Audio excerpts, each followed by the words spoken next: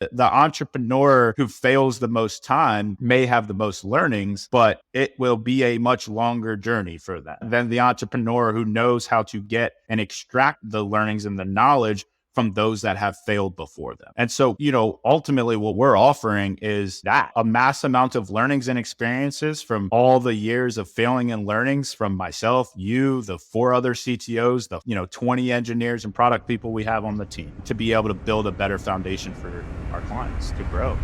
Rich, welcome back to the podcast. It's good to be back. It feels like you've been producing quite a bit of content since the first one kicked off, and it's been pretty cool to see, man. So I'm pretty excited to be able to get back and have a little time to chat with you. I owe the full credit to you for pushing me to get this started, and then I guess I can take a little bit of credit for keeping it going. But yeah, it's been a fun ride so far. On this conversation, I wanted to start with something that has been focused on a lot at Matter that you've been recently working on, which is building a new product. So you've been busy crafting, defining, and figuring out what this new product is. So why don't we start with just what is this new product that you've been building? Yeah. I mean, look, man, it's funny to think about where we are today versus where we started. And I mean, really, this new product or product that we've been working on the most recently over the last 5 to 6 weeks is just accumulation of all the lessons we have learned over the years. But essentially, what the product is that we are calling it, anyways, is CTO-in-a-box. It's now starting to be called CAB throughout the rest of the company.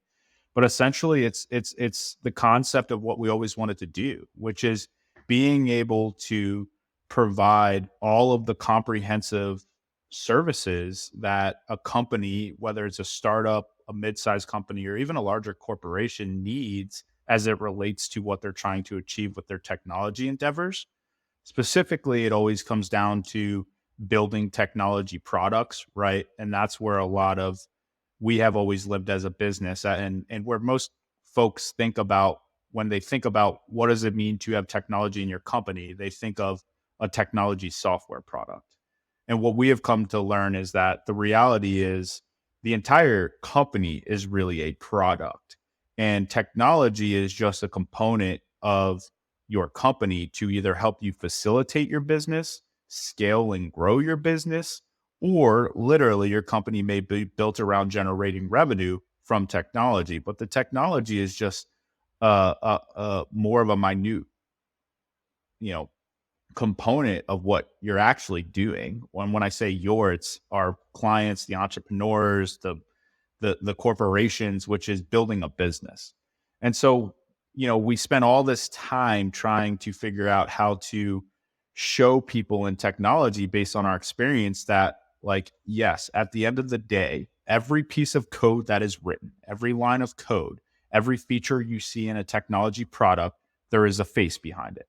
So it does come down to people and building synergistic teams around people and finding the right people with the right skill sets, the right competencies, the right communication patterns that fit and work together is ultimately, the most important or most critical component of what goes into building software.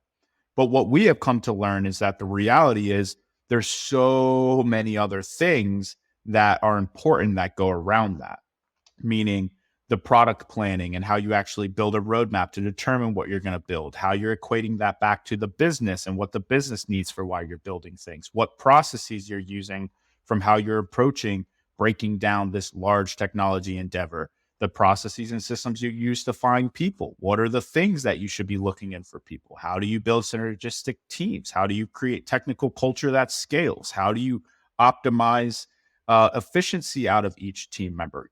All of these other things that surround what really the output is, which is good software or good technology products.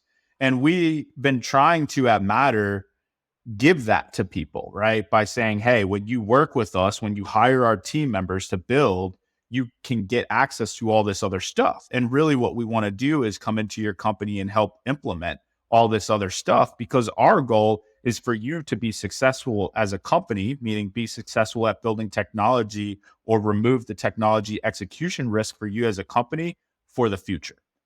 And so, the concept I think you and I always had when we started Matter was more around the idea of being like a start in. We kind of called it a product studio, which kind of spurred from us creating our own products, but really being able to come in and help folks who may not have as much technical experience, or have done as many iterations in technology development as we have, or hiring technology talent, help them build their foundation and their structure to be able to scale their technical endeavors in a way that I think is more conducive for the growth of the business.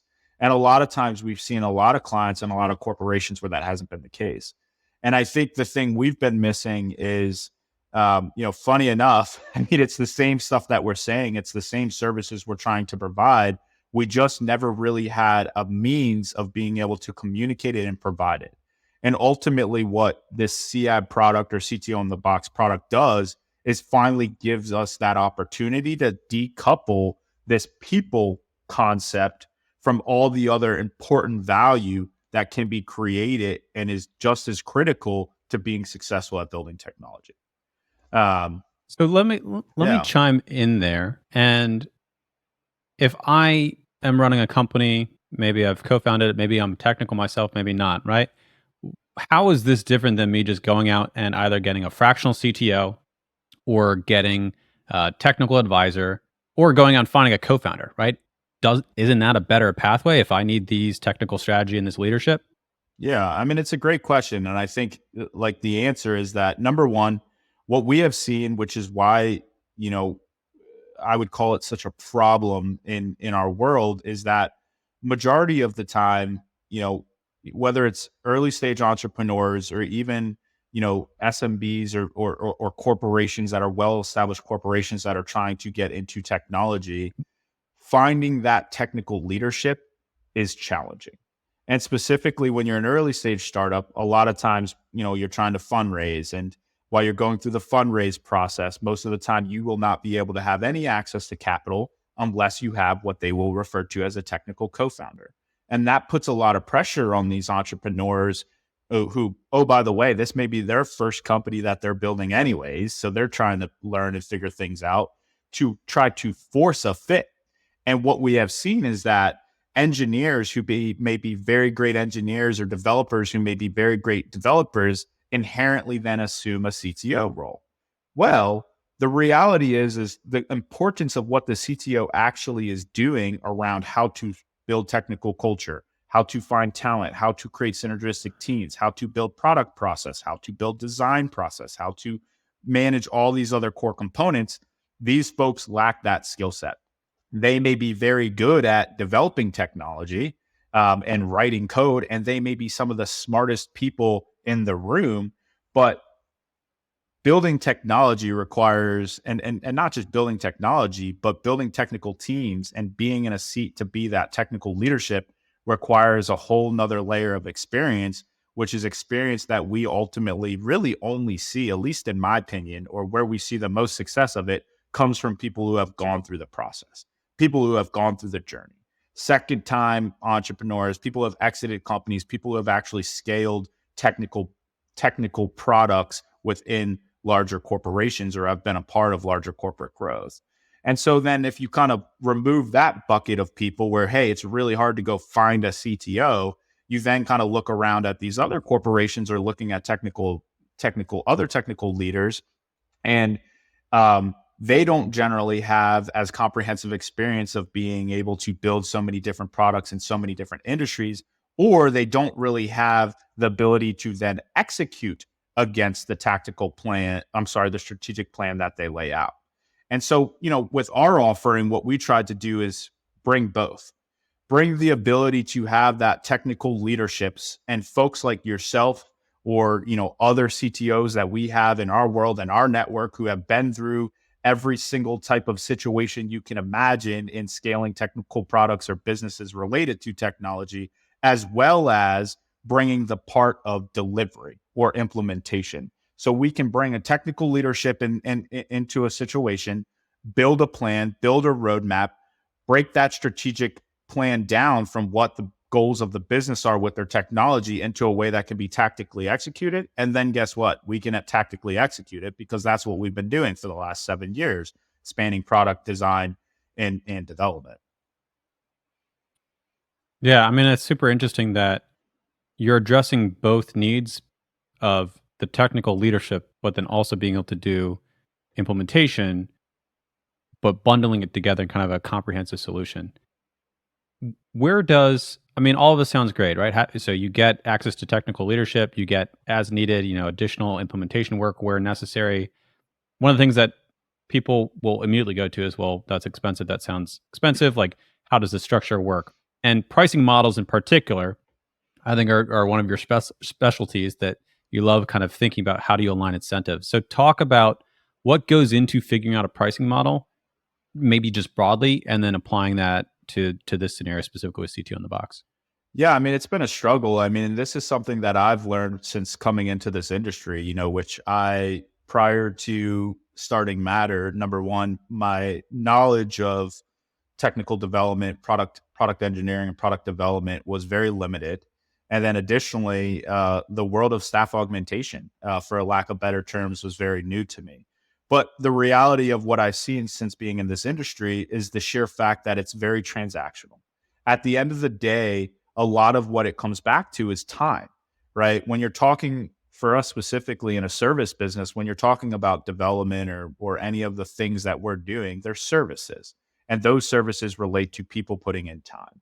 And the issue is that unless you're in a more conventional staff augmentation model, you cannot generate value that is not directly associated to this transactional component. Meaning, right now, if you come and try to build technology or you try to do anything in technology, whether it's having somebody who can give you strategic advice and leadership or trying to actually write code or do designs, you have to have people in place. And so the conventional way that the world has done that is saying, hey, you need to hire people. You need to then be able to pay these people to have them in a stable place to be able to do your work. That's a very hard thing to break out fractionally for people who cannot afford the budgets to be able to hire full-time team members. And so what's the solution you have in the industry? Well, really, there is none until I think what we have. But really, then your other solution is then I can break things down into projects. Well, that sucks, right? For the client, because that's not aligning the incentives with the client, right? In a project oriented mindset, I'm incentivized to do your project as quickly and cheaply as I can. That's not the best thing for you. So then if you're not going to the staff auging route, which is, hey, here's a person, you have to afford to be able to pay for people, I'm incentivized to keep the person as long as I can. In the model that we're creating, we're trying to strike a balance internally for us where we can give technical talent stability to be able to retain them and attract them to our business, but also be able to offer to our clients just the value they need instead of having to pay more from it in the transactional sense of, I need to pay for a full-time person. No, I just need a code review. I just need this thing built. I just need that. So maybe it costs a little more upfront for those people to do that. But in terms of what it costs over a longer perspective, number one, they can't get it anywhere else because no technical leader, no CTO like you, or no really good engineer is going to come. Sure, I'll come build something for you for 11 hours, right? Nobody's going to do that. So you have no way to get that. And so, with our model, we are creating stability in the back end for those people and then an offering for our clients where they can just receive the value they need without having to overpay for it or have budgets that are more conducive to this transactional concept of hiring people, right? So, it's been a hard thing to figure out because, obviously the thing that goes behind the scenes for us is how do we balance that so we can create a stable environment for people? And that's one of the more challenging things. But with where we are as a business and how we've kind of built our model and our framework, I think we finally have figured out a way where we can kind of bring a team together, right? As we kind of call it, like the CTO team, right? Bring a team together where people can do more ad hoc hours. Now, maybe that initial hourly rate is a little bit higher than if you have this person in a full-time capacity for 3 months, obviously. But over time, you're paying way less, and we don't need to have those people do 40 hours a week to cover their cost. And so that gives us the ability to have a solution that all clients can have access to this type of talent without having to have the budget of what we see at these large corporations or enterprise companies, or even really the SMBs, who can afford to literally run or maintain a technical team for 3 to 6 months or hire people. Yeah, I mean, it's an interesting model because, like you just said, you get access to the best talent, but you only pay for what you need. And in traditional models, if you want the best talent, you have to get a lot more capacity, which you probably don't need at your current stage, or you have to get fractional talent, which is probably not as good, or it's just they're not as committed, right? So either way, you come out ahead because Matter has this economies of scale that they can leverage to bring in exactly what you need, and you only pay for what you need. You The mentioned one how Hold oh, on, go before we ahead. move on, like the other key component too that I think is really interesting about our model that's super different than, at least in my opinion, and from a mindset perspective anyways, when we are placing people in what we call now our talent management service, or more in what you would call a staff augmentation, our idea of why we are bringing people or building squads or placing people into roles for our clients is more for that foundational element to help them build their systems and structures and bring the people in that can be a foundation for them to scale and grow. The life cycle with Matter, we don't want it to look like a conventional staff augmentation company. I don't want you to be staff augmenting people for 5 years through Matter. Yes, I am saying that out loud.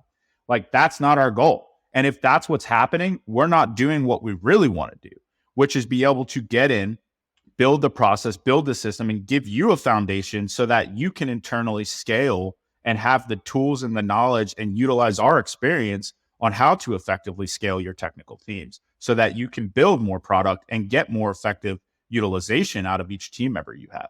That's what we always wanted to do.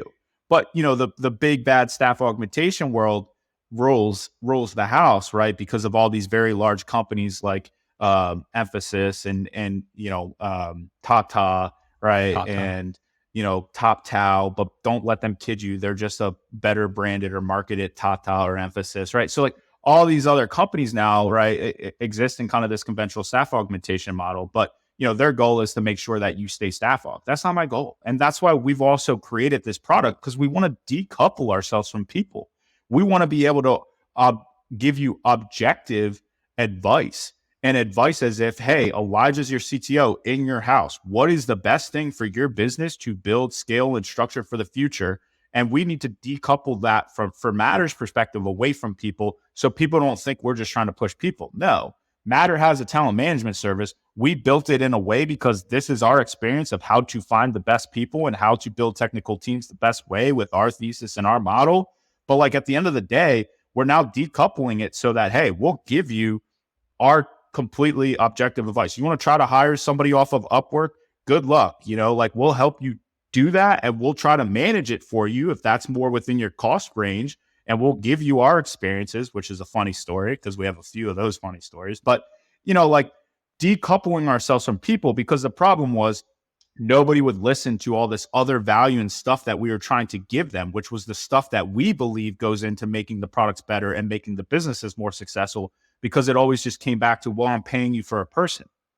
So anyways, I wanted to add that point in because that's probably the most exciting component about this, which is sounds silly, but us finally being able to be in that position where we can transparently and truthfully give the advice that we want to give based on our experience and not have it coupled to how we have to make money.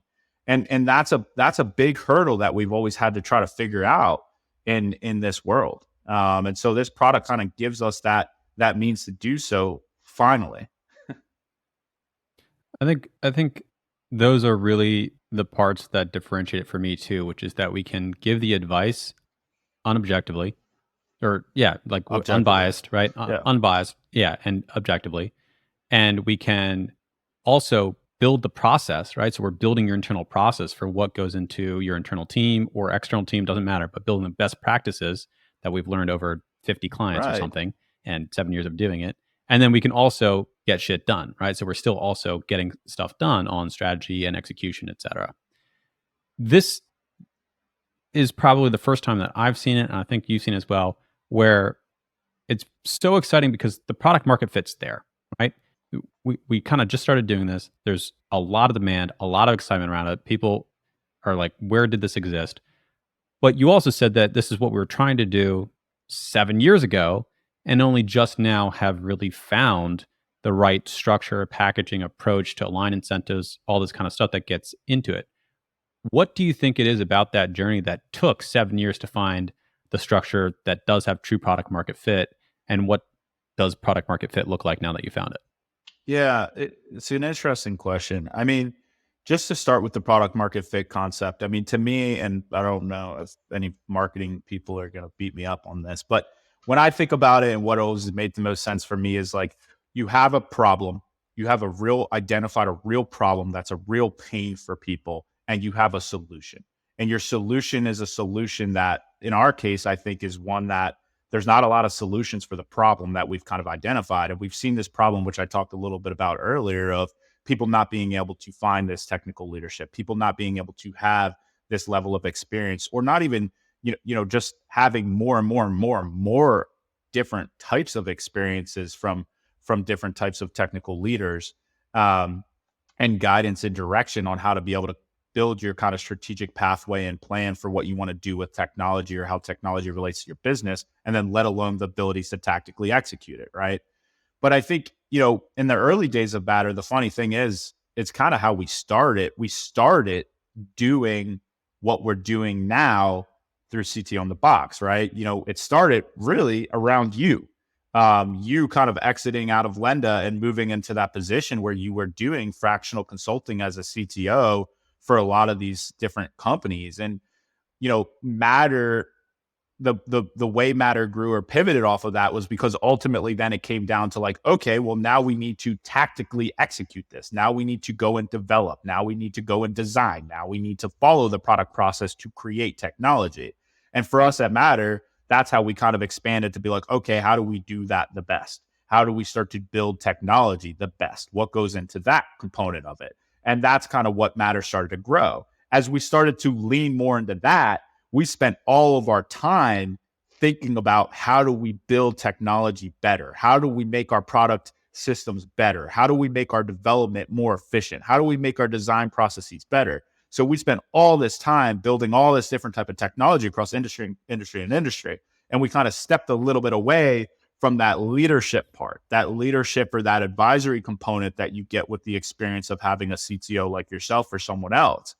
And that ultimately came down to how were we making money? Well, like I said, behind every piece of line of code, every design, every product ticket ever created, there's a face and there's a person. And the way that people were paying for that was for people. And so that's where the business kind of migrated from there. But it started to then remove our ability to be able to have a voice at the table to communicate all these other critical components that go into building technology.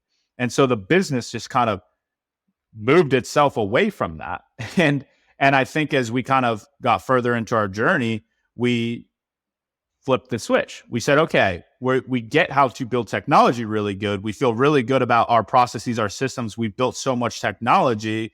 Like, we want our companies and our clients to be as successful as they can be comprehensively for their businesses.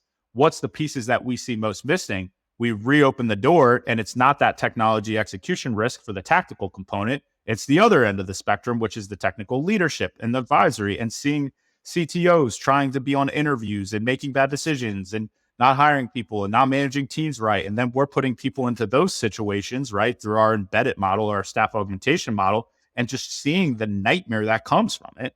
And then we're like, well, wait a second. We know how to do that better. We can fix that. Like, listen to us, right? And that's kind of how we moved back into now the CTO-in-a-box product, right? Of being able to start there, because everything does start there. Even if it ends with people or goes to people, it all starts with this other component that is so critical to being successful at building technology. You need the technical leadership, but without execution, it's nothing.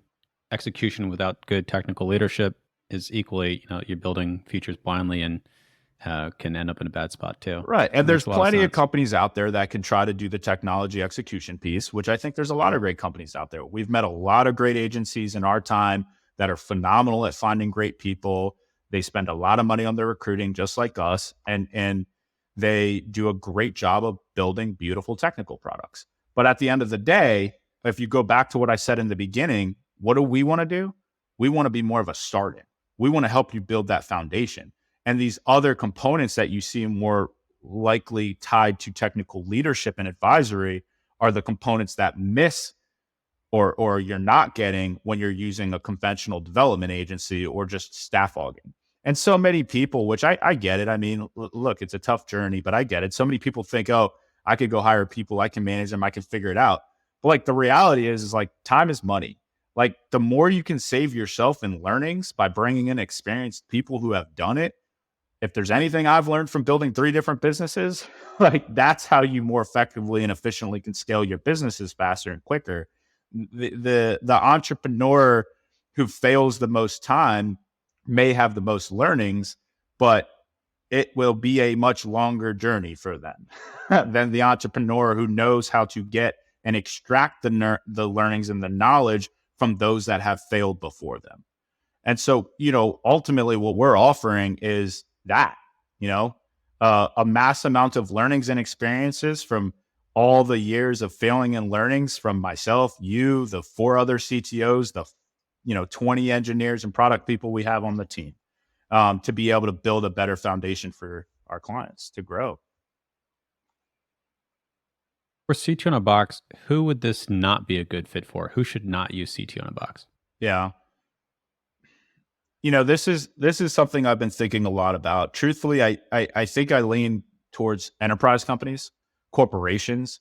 I think that, what I have seen, and it's a thesis I wrote something about on LinkedIn a few weeks ago, but with scale comes bureaucracy. And with bureaucracy, it removes innovation. To create innovation, you need agility. And agility, meaning you need people to be able to try things, fail, and try something else. You need people to be able to make decisions quickly. You need people to be able to move nimbly to make those decisions. You need people to be able to try different tools. You need people to be able to access different information. As a corporation is scaling and growing, it's hard to not put bounds in place to maintain growth at the level that we see a lot of corporations do it at. The best technology companies in the world have this problem. And that trickles into what does their technical culture look like? Because you start to remove this component of what I think is so valuable for innovation out of these cultures because of their desire and need to scale and what that requires them to have to enforce. And so as I think about, how do we work with our corporate clients now, the truth of the matter is the reality of the situation is that it's a little bit of, well, we know it best, or we can find people who can do it better. And a lot of what that means is you end up kind of just being pushed into a staff augmentation perspective, which is, it's a funny thing to sit here and talk about because it's not cost effective. It's not aligning goals. That's why a lot of corporations treat vendors like vendors, which is not very good, right? But if you look at some of the largest companies in the US anyways, 75% of their technical workforce is through vendors. And most of those vendors are just very transactional, right? I'm going to get emphasis, right? Like I keep naming them. And I think that the funniest thing is that those people probably, they're handicapped. They're handicapped by where they're at with scale and bureaucracy. And then the level of what you see a CTO or what a technical leader looks like in one of those organizations is just so far removed from the experience and the skill set of agility and innovation, which can be really, really critical in today's day and age to create better digital experiences. So those companies have a challenge. And I think for us, CTO in the box, right? It doesn't really resonate with those companies because they can bring in the top CTOs. They're acquiring them from they're literally buying companies. So they are their exit in a lot of times, and they're bringing in great technical leadership and technical people. But yet, why do they still have a problem successfully having digital transformations? And we've seen this with First Republic, right? Firsthand, we were in there trying to help them with their transformation, right? So it continues to be a way that I think I try to think about how to solve, but a lot of times it's hard because it's just a matter of getting people to listen. But essentially on the enterprise side, we're inventing a product that's called Innovation Labs. Very similar concept to what we talk about with CTO-in-a-box, but the idea is that for these enterprise clients, let us create outside of your systems and framework your own structure and foundation to be able to create better digital products or better software, because we can create a different type of technical culture. We can put different systems in place to remove the handcuffs that come with bureaucracy so that we can stimulate creativity and innovation and move in a more of an agile manner to help you produce better software, whether it's software to solve internal problems, whether it's software to reinvent your digital presence, whether it's software to help generate money. But that's more of what I have seen be successful with enterprise companies. And there's some very large agencies that we're friendly with that do it very, very well. Theorem was one of them, and they're now acquired, right, by S4. But they're a company that really figured out how to do that, and they do it very, very well. They can bring in, the best experts in any particular area, build a foundation and a baseline so that they can then also tactically execute about for development or the product components to be able to help these enterprise create better solutions. Otherwise, the only other thing that we've really seen in that enterprise space, as we all know, right, is the good old pie in the sky Salesforce, right? So it's hey, here's a pre-built solution that's not really pre-built, and it can do all the things that you really need with no customization, but it requires a ton of customization. That's the truth. Like, here you go. You want to buy it for any dollar amount, we can do it, right? So it's like, hey, bring in Salesforce, bring in MuleSoft, bring in some suite of solution, bring in ServiceNow, right? The reality is then most of the time what happens is they spend 2 to 5 years spending a ton of money doing custom development, even though the enterprises don't consider it that. And 90% of the time, they don't even achieve what they're trying to achieve. And the digital experience is trash because you can't innovate, right? And so, it's interesting to kind of hear about the different, like, at the end of the day, the dichotomy between early stage companies and then big companies. The solution maybe has similar threads, but the execution and implementation of it are fundamentally different. From my perspective, it's been exciting to kind of build all of this out over the past, whirlwind 2 months or so. And even just to hear about how you're thinking about how to apply the same structure to the enterprise side, what that looks like in the next 3 months or 6 months. We'll have to get you back on to kind of talk about that a little bit more. Totally, man. It was fun. It's always cool. One concept you and I have talked about, which I'd love to kind of see us incorporate a little bit more in your pod, is the idea of just giving people transparency and insight into the discussions that you and I have on a daily basis, which is, how do you run a business? How do you do these certain things in a business? How do you hire? How do you build a product? How do you kind of talk about a lot of this stuff? Because truthfully, this is the stuff we talk about every day, and I think there's not enough content out there for people who are trying to level themselves up to honestly have the truth, to have the transparency behind what happens behind closed doors. How do we talk? How do we do these things? And I think that's something that, like, I feel really passionate about, of if I can help in any way, help people learn from my experiences and my failures, which are every single day I'm failing, and learning something. I think it's just such a powerful, piece of content or tool for folks. So, happy to be a part of this. Glad you invited me on, and let's get back at it, man. We got some work to do. Sounds good. To that point, if anyone wants to get in touch with you or find you online, where should they go? Yeah, I always say LinkedIn, email my Matter email. I'm terrible at email, but if you're super serious about getting in touch with me, there's ways you'll get me. I try to be pretty responsive to things I think are real. 95% of the time, people are trying to sell me something. Typically, it's services that we sell. I don't get that. But anyways, yeah, look me up on LinkedIn. Thanks, Rich. All right, man.